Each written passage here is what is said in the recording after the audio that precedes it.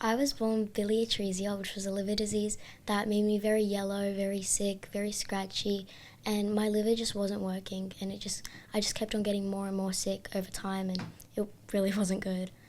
When Tilly was younger and she was ill, she was very sick. She started off not too bad, I guess, and then it just kind of got worse and worse. One of her symptoms was this scratching, where she was scratching 24/7. She could not get any relief. She just had cuts and scabs all over her from scratching.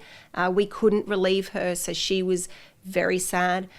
I remember as a 5-year-old her saying to me, or actually she probably would have even been 4, saying to me, "I can't do this anymore, Mum," and that was a really hard thing to hear for a 4-year-old, to say that they can't do this anymore. And as I said, just that feeling of helplessness and just no energy. Watching these other kids, I mean, we've had other kids come through and go, running around at 4 years old, and she didn't have the same energy whatsoever, and as I said, was very sad. Yeah. When we found out that Tilly needed a new liver, it was a whirlwind. We were mixed emotions.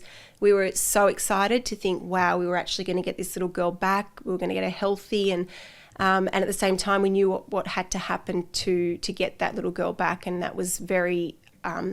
We were really sad about that as well, and we were so scared. We were just really scared. We had no idea. I mean, it was being taken out of our hands, but we were just, as I said, at the same time, we were so excited to be able to get this little girl back.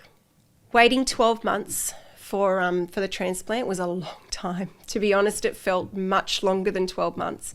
I know in the end we were one of the lucky ones, but 12 months probably felt like about 12 years.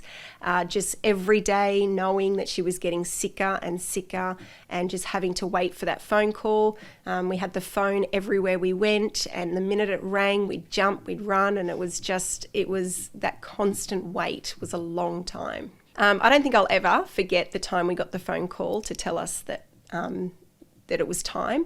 My husband was actually asleep on the lounge at the time. I think I was just about to be ready to go to bed, and the phone rang, and it was actually probably the first time that I didn't think that it could have been it, because it was just out of nowhere. And I just remember getting the phone call, getting it, and I just remember freezing. And I remember looking at my husband, and I shook him and woke him up and said, "We've got to go. It's time. It's time." And we both sort of just were in shock. We were in shock. We were scared. We were like, oh, what do we do? And then it was just autopilot. It was like, we know what we've got to do. We've got to get there. We're going to do this. And we're going to be entering something that's very scary, but we're going to get something amazing. And we're going to have, our little girl. Best feeling. At the time of her transplant, we had no idea that it was transported through highway patrol.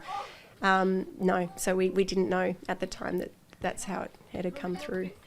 So this medical transport service that the highway patrol police use is a phenomenal thing that they've got now. I just think the fact that you have got someone's life in your hands, pretty much. You've got something that is going to make or break someone's life, to be able to have that opportunity to be able to get there, which could be 1 minute, could mean everything. And the chance that they've got to be able to get through and get to the person that needs it is, I mean, you just can't even put a price on something like that. It's, as I said, you're saving someone's life. There's someone's life in that van, in that car, and it's going to get there and where it needs to be.